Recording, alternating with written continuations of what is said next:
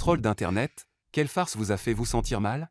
Au lycée, je suis allé sur l'ordinateur dans mon cours de sciences, j'ai ouvert un mot, j'ai tapé le mot caca et j'ai imprimé une centaine d'exemplaires. Le professeur m'a dit que j'étais très immature et que je me sentais un peu mal.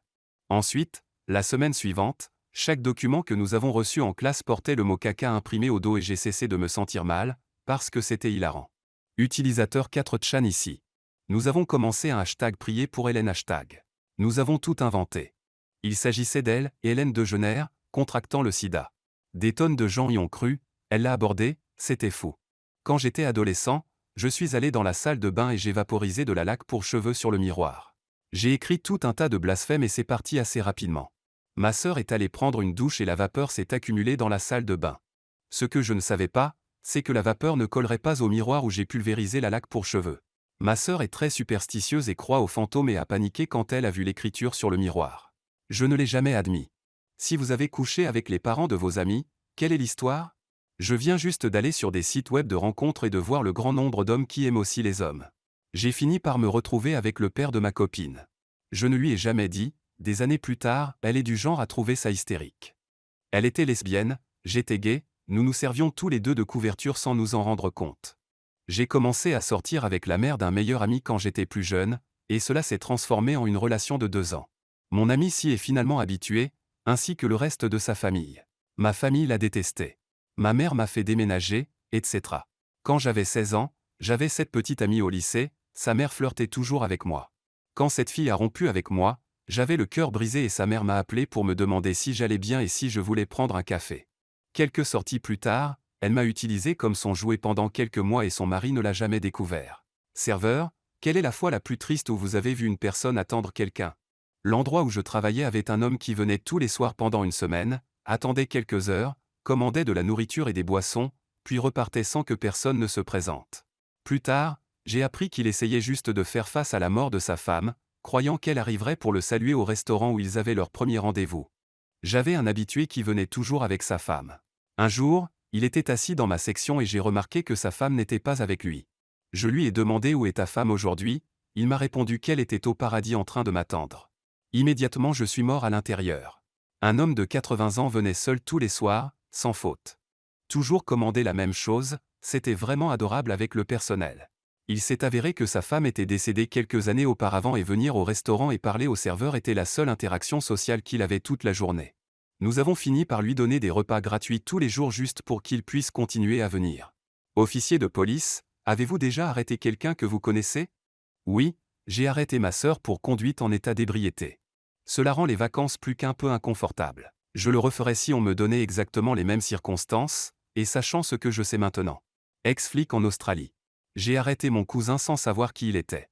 Il l'a poursuivi dans une ruelle de Sydney, l'a plaqué, l'a jeté dans la voiture et l'a laissé partir peu de temps après.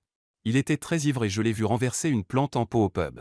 Mon père est policier et il a arrêté une fois ma mère alors qu'elle ne s'arrêtait pas à un feu rouge. A dû aller au poste de police et déposer son crime. Inutile de dire que ses collègues, qui la connaissent aussi bien sûr, se sont bien amusés lorsque mon père lui a expliqué les droits de ma mère. J'ai travaillé comme gardien de prison pendant quelques années et j'ai rencontré quelqu'un avec qui j'étais à l'école. Il m'a reconnu, mais il semblait plutôt content pour être honnête. Les débrouillards de la rue, quel est votre meilleur conseil? Si je suis dans une ville inconnue, j'explorerai tous les quartiers tant qu'il y aura des femmes et des enfants autour. La plupart des mères ne traînent pas dehors avec leurs enfants si la zone n'est pas sûre. Cela a très bien fonctionné pour la plupart en Amérique latine, en Europe et en Asie. Marchez avec confiance et la tête haute. Si vous vous promenez comme une victime, vous finirez par devenir une victime. Si vous voulez savoir si vous pouvez faire confiance à quelqu'un que vous avez laissé entrer chez vous, laissez de l'argent dans un endroit qui semble avoir été oublié et qu'il pourrait voir. S'ils volent ça maintenant, ils vous voleront bien plus tard. Le moment le plus dangereux pour conduire est juste lorsqu'il commence à pleuvoir, car l'huile dans la rue s'est mélangée à l'eau, la rendant glissante, mais n'a pas encore eu le temps de se laver. L'intelligence de la rue littérale ici. Enseignant, quelle a été la meilleure réponse intelligente d'un élève que vous ayez entendu? J'en ai vu un triste. Dans mon cours de chimie, un de mes amis traversait des problèmes familiaux et son père venait de partir pour un an environ. L'enfant était perturbateur en classe et le professeur a dit « Tu veux que j'appelle ton père ?» Et il m'a dit « S'il décroche, dis-lui de rentrer bientôt. » Ce gamin très timide qui ne parle pas beaucoup se faisait harceler par cette méchante fille quand le professeur lui dit « Sois gentil avec lui, il pourrait être ton patron un jour. » Sans hésiter, Il répond « Non merci, je ne veux pas être proxénète quand je serai grand ». Un enfant de ma classe de maths dormait sur son bureau. Un jour, le professeur l'appela pour répondre à un problème au tableau. Il s'est réveillé, a résolu le problème au tableau sans aucune difficulté, puis s'est rendormi. Le professeur a répété la même chose plusieurs fois avec des résultats similaires, puis l'a laissé dormir le reste de l'année. Quelle était cette folle rumeur d'école qui s'est avérée vraie? Tout le monde parlait toujours de la façon dont le professeur de précalcul et le professeur d'algèbre se trompaient. Ils étaient tous les deux mariés, mais les étudiants les voyaient se sourire, s'embrasser même dans les couloirs. Il s'avère qu'ils étaient mariés, l'un à l'autre. Elle a juste gardé son nom de jeune fille. Je ne l'ai su que quelques années plus tard quand je l'ai vu sur Facebook. Je suis presque sûr qu'ils étaient au courant des rumeurs et n'ont rien dit pour les dissiper pour le plaisir. Le professeur de biologie détestait tellement le directeur qu'il lançait à plusieurs reprises la tarentule de la classe pour l'empêcher de visiter sa partie de l'école. C'est plutôt génial.